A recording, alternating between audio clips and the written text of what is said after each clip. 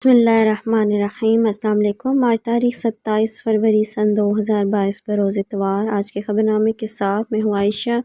اگر آپ بھی دنیا کے حالات و واقعات سے باخبر رہنا چاہتے ہیں تو ویڈیو کو مکمل دیکھیے گا اور ہمارے چینل کو سبسکرائب کر دیجئے اور ساتھ میں لگے بیل آئیکن کو دبا دیں تاکہ آپ کو ہمارا نوٹیفیکیشن موصول ہو سکے۔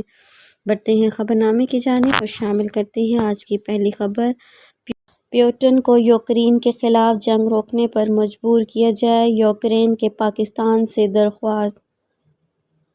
روسی صدر پیوٹن کو یوکرین کے خلاف جنگ روکنے پر مجبور کیا جائے، وزیر خارجہ شاہ محمود قریشی اور یوکرینی ہم منصب کے درمیان ٹیلی فونک رابطہ۔ یوکرین نے پاکستان سے درخواست کر دی۔ تفصیلات کے مطابق یوکرینی وزیر خارجہ دمترو کلیبا نے زور دیا کہ پاکستانی طلبہ کی سلامتی اسی میں ہے کہ روسی صدر ولادیمیر پوٹن کو یوکرین کے خلاف جنگ روکنے پر مجبور کیا جائے۔ ذرائع کے مطابق وزیر خارجہ شاہ محمود قریشی اور یوکرینی ہم منصب دمترو کلیبا کے درمیان ٹیلی فونک رابطہ ہوا۔ وزیر خارجہ شاہ محمود قریشی نے یوکرین کے وزیر خارجہ دمترو کلیبا سے ٹیلی فونک رابطہ کیا۔ شاہ محمود قریشی نے یوکرین کے وزیر خارجہ کو پاکستان کے نقطہ نظر سے آگاہ کیا۔ وزیر خارجہ شاہ محمود قریشی نے کشیدگی میں کمی لانے کے لیے سفارتکاری کی ناگزیریت پر زور دیا۔ انہوں نے کہا کہ وزیر اعظم عمران خان دورہ ماسکو میں روس اور یوکرین صورتحال پر تفتیش کا اظہار کیا۔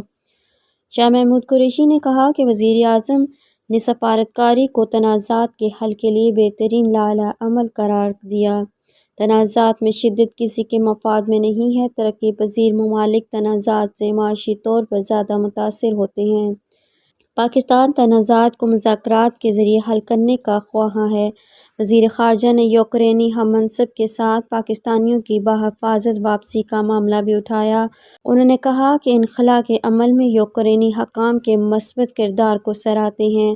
دونوں وزرائے خارجہ میں موجود صورتحال کے حوالے سے رابطے میں رہنے پر اتفاق بھی ہوا۔ آج کے خبر نامے میں اتنا ہی۔ مزید خبروں کے لیے دیکھتے رہیے گا AF نیوز ورلڈ۔